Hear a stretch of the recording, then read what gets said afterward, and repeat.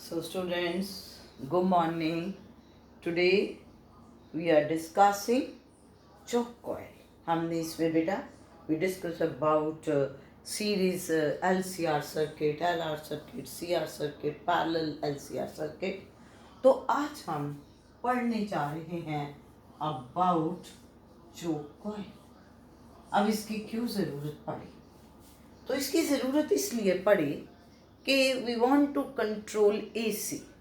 जैसे आप देखिए करंट इलेक्ट्रिसिटी के चैप्टर में हमने पढ़ा कि if you want to increase और decrease the strength of current flowing through the circuit, तो उसके लिए अब कौन सा एलिमेंट यूज़ करते हो? हाँ भी बताइए.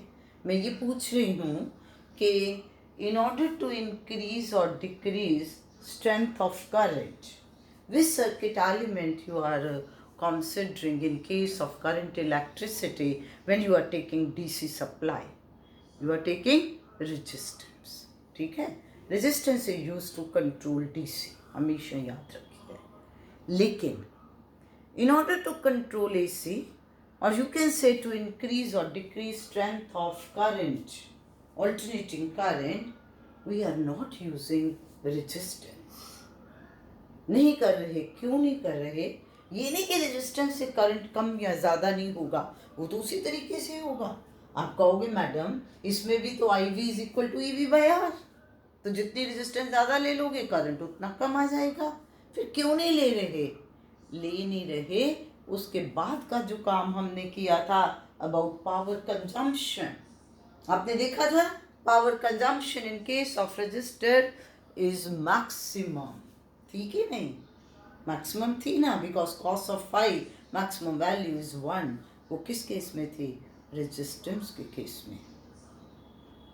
तो इसका मतलब हमारी बहुत सी एनर्जी तो वेस्ट हो जाएगी. इसलिए इन ऑर्डर टू इंक्रीज और decrease strength of AC, the element, the device which we are using, that is choke coil. choke coil क्या है? Simply, it consists of large number of turns of copper or aluminium wire bound over soft iron core. मान लो कि ये मेरे पास soft iron है, तो उसके बाद मैं इसके ऊपर एल्यूमिनियम की या कॉपर की वायर को इस तरीके से लपेट रही हूँ. ऐसे तो ये वायर इस तरह बन गई कि नहीं? तो ये आपके पास क्या बन गई? ये आपके पास एक कॉइल बन गई है. अब आप इस कॉइल को अगर ऐसे एसी सप्लाई के साथ लगा देते हो, तो आपने देखा है कि इसमें I V will be E V by X L. ठीक है, तो इस तरीके से करंट कंट्रोल हो जाएगा. हम इसीलिए सॉफ्ट आयरन लिया था, क्योंकि उससे एक्स एल क्या होता है? That is omega into L. और जो एल है इंडक्टेंस की value, that will be more in the case of soft iron core, कि अगर नीचे सॉफ्ट आयरन है. तो अब इसको क्यों प्रेफर किया? क्योंकि in case of pure inductor, pure inductor means when we are, देखो एक चीज़ है कि भी प्योर इंडक्टर मैंने इसलिए कहा कि जब उसमें सिर्फ और सिर्फ हम इंडक्टिव इफेक्ट ले रहे हैं, रेजिस्टेंस नहीं मान रहे, तो उसमें पावर कंजम्पशन कितनी आई थी? 0 आई थी कि नहीं आई थी? तो अब आपको 1 मार्क के क्वेश्चन में ये पूछा जाता है कि how you can control AC, तो आप कहोगे कि इन ऑर्डर टू इंक्रीज और decrease strength of AC we use choke coil. ठीक है? क्यों? Because in that very case power consumption is 0 if you are considering ideal choke coil. Pure ideal. That means you are considering that in this ideal choke coil the value of resistance is 0. अब तुम सोच रहे madam बार बार इस चीज़ पे क्यों emphasis कर रही है, आइडियल प्योर? क्योंकि बेटा जब मैंने इसकी कंस्ट्रक्शन की बात की, मैंने क्या कहा कि it consist of large number of turns of aluminium और कॉपर वायर. तो बेटा उस वायर की कुछ ना कुछ तो रेजिस्टेंस होगी, होगी कि नहीं होगी। इसलिए आप इस पॉइंट को याद रखिए कि यहाँ पर अगर थोड़ी बहुत उसकी रेजिस्टेंस हो भी गई तो ये कौन सा सर्किट बन जाएगा, LR सर्किट बन जाएगा। तो उसमें फिर पावर कंजम्पशन क्या हो जाएगी, half of E naught I naught cos of phi, यानी कि E naught by Z R by Z, और you can say half of E naught square R by Z square, और Z स्क्वायर क्या बनेगा, R square plus omega L का whole square. तो आप इसमें देख सकते हो बच्चे कि अगर आप प्योर रेजिस्टर लेते तो उसमें ये क्या बनना था, half of E naught by R, that is half of E naught square by R. तो ये वैल्यू उससे काफी कम आएगी कि नहीं आएगी, आएगी ना। तो इसलिए इन case of choke, power consumption or you can say power loss to control AC will be minimum। Clear होगी बात अच्छी तरह से। अब अगली चीज, तो एक तो पहला पॉइंट क्लियर हो गया कि एसी को की वैल्यू को इंक्रीज और डिक्रीज किससे करते हैं, कौन सा एलिमेंट यूज करते हैं और क्यों करते हैं। नेक्स्ट है कि आपके पास एक है रेडियो फ्रीक्वेंसी एसी, एक है ऑडियो एसी। अब इनको कंट्रोल करना है तो कैसे, अब हम इसमें ये कहते हैं कि air cored choke, air cored choke is used to control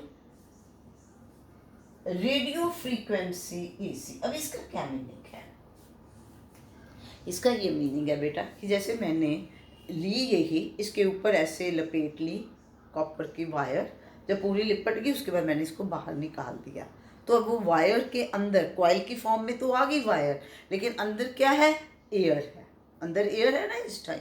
तो ये क्या बनेगी, एयर कोड, कोर उसके अंदर जो है क्या है, एयर है।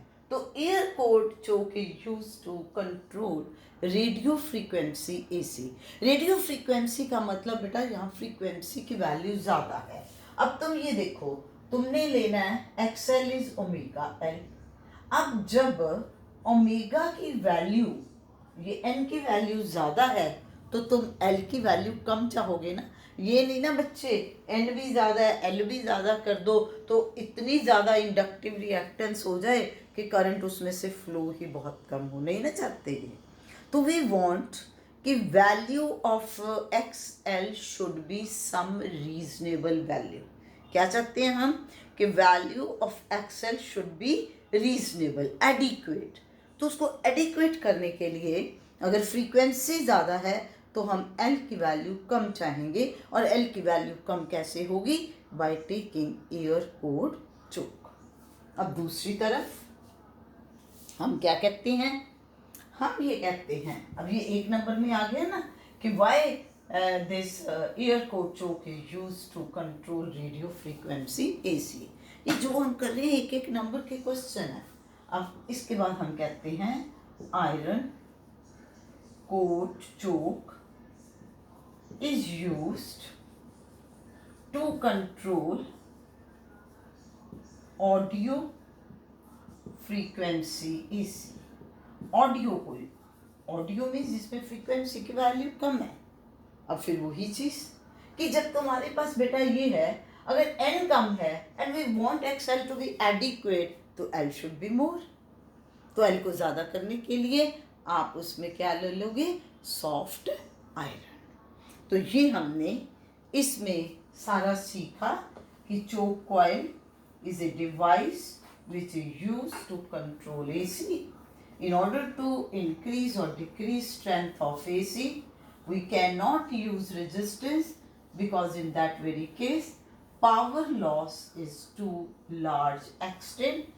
If the core is a pure inductor, then power loss is zero in case of ideal, but otherwise if we are taking into account some resistance value, तो power loss will be minimum, और you can say that AC will be controlled with minimum loss of power.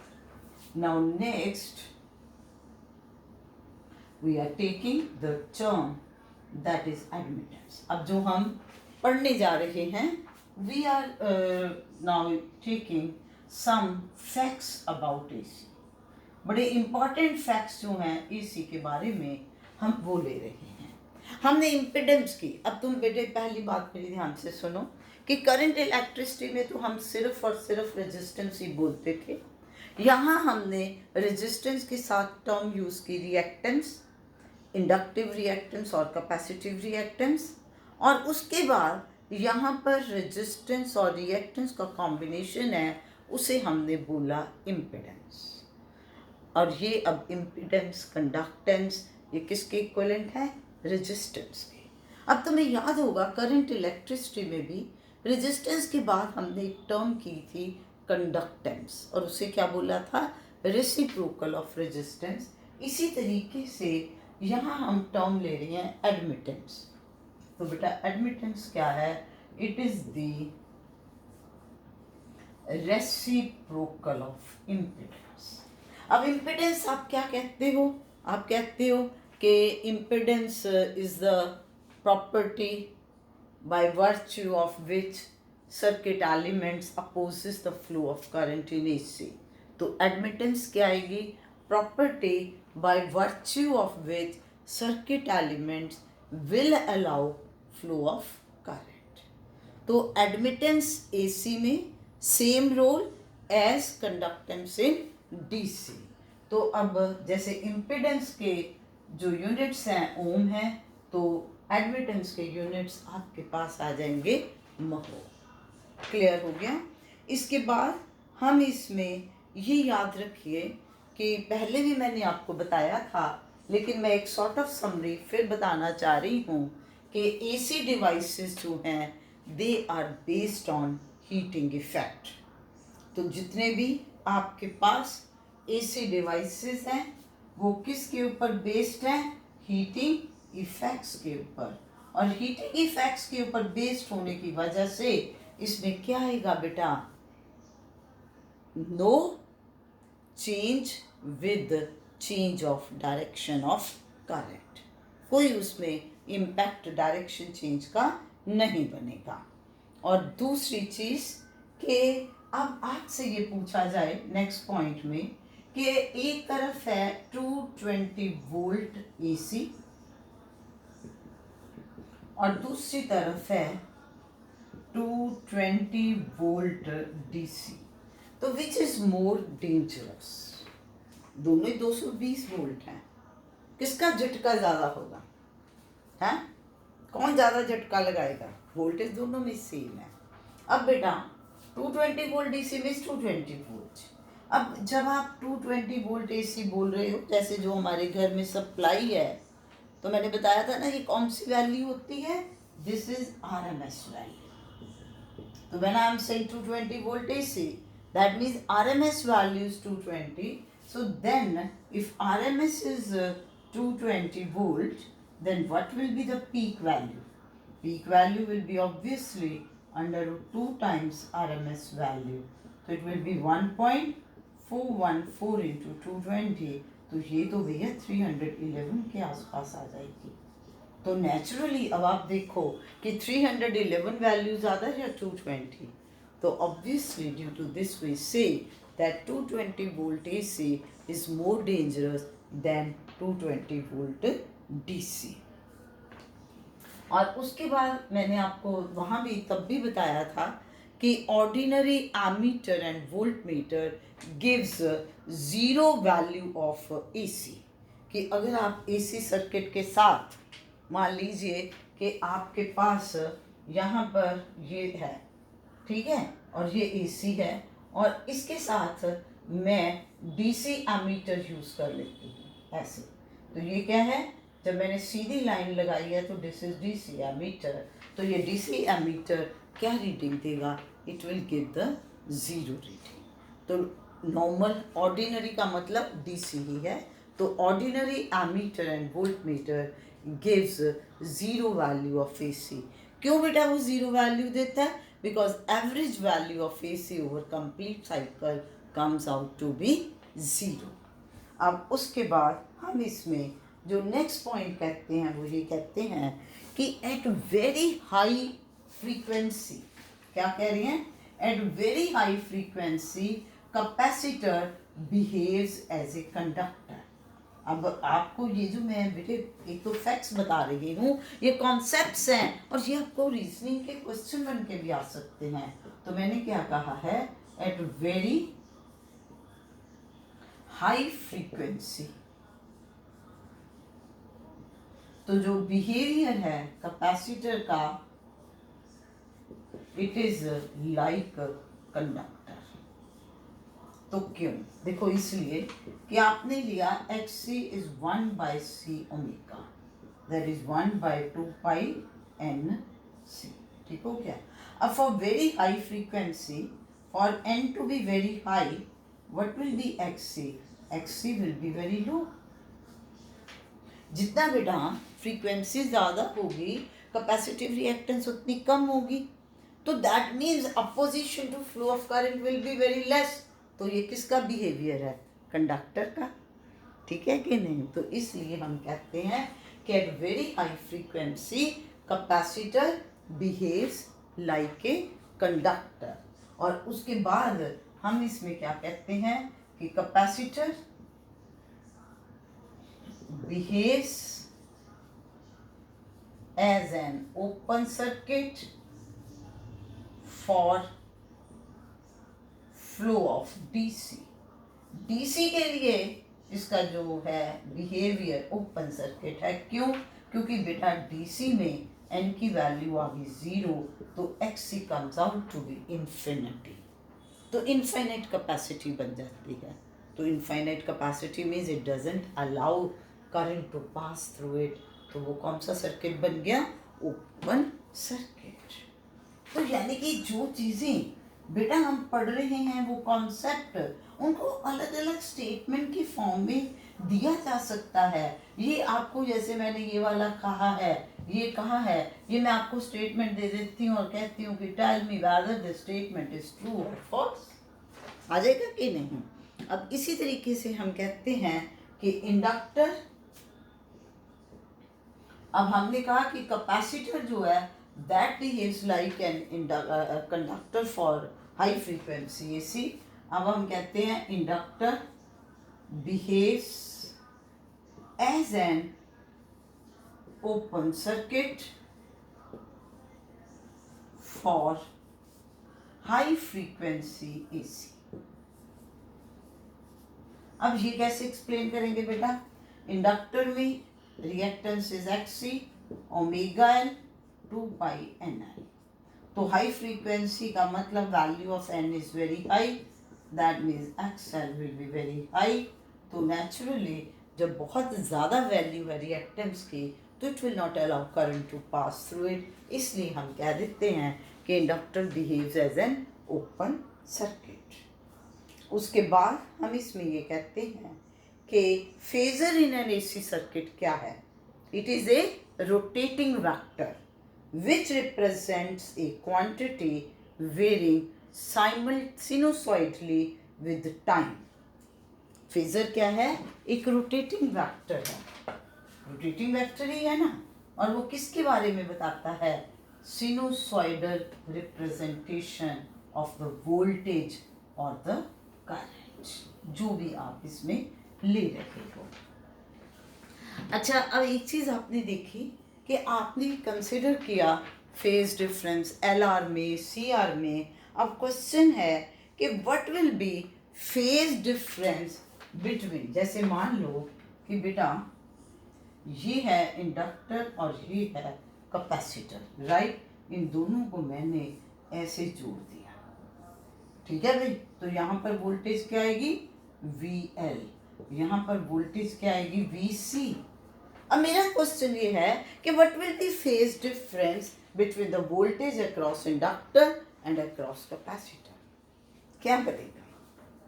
अब ऐसे देखेंगे हम इसको। देखो कि भाई अगर आप अकेला इंडक्टर की बात करते तो उसमें हम कहते हैं कि voltage is ahead of current. Current है ना इसमें दोनों में सेम, इसलिए मैंने करंट को जो है बेसिक स्टैंडर्ड मान लिया बाय 90 डिग्री। ठीक हो गया। अब मैंने ले लिया कैपेसिटर, और कैपेसिटर में हम क्या कहते हैं, voltage is lagging behind current by 90 degree. That means कि मान लो मैं बेटा करंट इधर ले रही हूं तो VL आपका ऊपर आएगा और VC आपका नीचे आएगा। तो बताओ अब इनमें क्या फेज डिफरेंस हुआ, 180 डिग्री। तो इसलिए हम क्या कहते हैं कि voltage phase difference across voltage phase difference between voltage across inductor and capacitor is 180 degree. और रेजोनेंस पे फिर क्या होता है कि they are equal in magnitude and opposite in direction. तभी आपके पास VL किसके बराबर आ जाता है, VC के बराबर आ जाता है। बेटा जब when XL is equal to XC तो obviously VL comes out to be equal to VC, इसमें जो आपके पास बनेगा। और उसके बाद हम नेक्स्ट इसमें ये कहते हैं कि ये भी इसी तरीके से कि ये आपके पास एक सॉलिनॉइड है और ये बल्ब ले लिया, right, and this bulb is connected to this piece. ठीक हो गया। सो दैट मीन्स कि ये जो सॉलिनॉइड है और ये बल्ब है both are in series like this. अब मेरा क्वेश्चन ये है कि if soft iron core is introduced, क्या किया, soft iron core is introduced in the coil, ठीक है, then what will happen to brightness of the bulb, then what will be, क्या होगा, क्या पूछ रही हूं मैं कि what will be change in brightness of bulb, कि क्या उससे बल्ब की ब्राइटनेस में चेंज आएगी। सॉफ्ट आयरन कोर तो यहाँ इंट्रोड्यूस किया, तो अब आप इसको सोचो, कैसे सोचोगे कि भाई बल्ब जो है इस कॉइल के साथ सीरीज में कनेक्टेड है, so that means both are in series, so same amount of current is flowing through both of them. अब आपके पास XL इज ओमेगा L, जब सॉफ्ट आयरन कोर इंट्रोड्यूस कर दिया that means value of L will increase, increase in value of L means value of XL will increase. So जब XL की value increase होगी then obviously amount of current flowing through this inductor will reduce. तो जब यहाँ पर current कम जाएगा तो इसमें भी कम जाएगा। So when less current is flowing through bulb then obviously brightness illumination of the bulb will decrease। तो बेटा जो एक एक नंबर के क्वेश्चन आने ना वो इस तरीके से आने हैं, समझे कि नहीं समझे, कि you have to take them like this कि अच्छा क्या हो रहा है, कैसे हो रहा है। क्लियर हो गया। तो ये आपके पास इसमें था। अब इसी तरह से एक और प्रॉब्लम कि ये आपके पास है L C and R, right, इसको हमने AC मेन से लगा दिया। अब बेटा यहाँ पर वोल्टेज है 80 वोल्ट, यहाँ पर है 100 वोल्ट और यहाँ पर है 40 वोल्ट। तो यानी कि voltage across inductor is 100 volt, across capacitor is 40 volt and across resistance is 80 volt. Now the question is what will be the total voltage of this AC supply? क्या होगी। अब आप अगर तो करंट इलेक्ट्रिसिटी का चैप्टर होता तो उसमें तो आपको याद होगा कि हम ये कहते हैं वोल्टेज एडअप हो जाएंगी, आप सीरीज में आप जमा कर देते तो आपके पास आ जाना था कि भाई it will B 100 plus 40 140 plus 80 220 volt. क्या इसमें भी 220 वोल्ट आएगी? नहीं, नहीं आएगी। इसमें आपने अभी वोल्टेज को क्या लेना है बच्चे, इसी तरीके से जो मैंने अभी डायग्राम बनाई थी, ये VR है, ये VL है, ये VC है। तो फिर तो यहाँ पर क्या आ गया, VL माइनस VC, क्योंकि VL की वैल्यू ज़्यादा है। तो फिर बच्चे टोटल वोल्टेज तो ये V बनेगी, तो ये V किसके बराबर आएगा, this will be VR square plus VL minus VC का whole square under the root. तो इसीलिए तो इसमें फेज डिफरेंस की बात कर रहे हैं ना। तो फिर ये बन गई 80 का स्क्वायर प्लस 100 माइनस 40 का स्क्वायर अंडर द रूट। ये बन गया आपके पास 6400, ये बेटे 60 का 3600 अंडर द रूट, तो it will be 10,000 under root, so it will be 100 volt. So the voltage will be 100 volt. So clear हुआ कि आपने इसमें किस तरीके से लेना है। So मैंने अपनी तरफ से बहुत कोशिश की है इनमें आपको कॉन्सेप्ट्स को अच्छे तरीके से एक्सप्रेस करने की, एक्सप्लेन करने की। तो प्लीज़ कहीं पर आप अटकते हो, उस वीडियो को आप बार बार देखो। And this chapter is very interesting, बहुत मज़ा आता है पढ़ के, करके लग रहा है कि हम कुछ सीख रहे हैं इसमें। सो प्लीज़ ये सारे जो कॉन्सेप्ट्स हैं इनको अपने ब्रेन में बिठाइए। मैं आपको एक चीज़ बताऊं, एक ही मंत्र है एग्ज़ाम में सक्सेसफुल होने का। उसमें पहला पॉइंट यही है कि clarity of concepts, clarity of concepts, और सेकंड फिर है revision revision revision, multiple revisions, तब जाके आप किसी मुकाम पे पहुंचोगे। बेटा जो न्यूमेरिकल्स हैं वो आपको कॉन्सेप्ट पे ही आने हैं। Numerical is not mathematics, numerical क्या है, कॉन्सेप्ट है, उस कॉन्सेप्ट को अप्लाई करना है। Mathematics is only the tool to simplify that problem at the later stage. So please be with me, comment, like, share and subscribe. Thank you.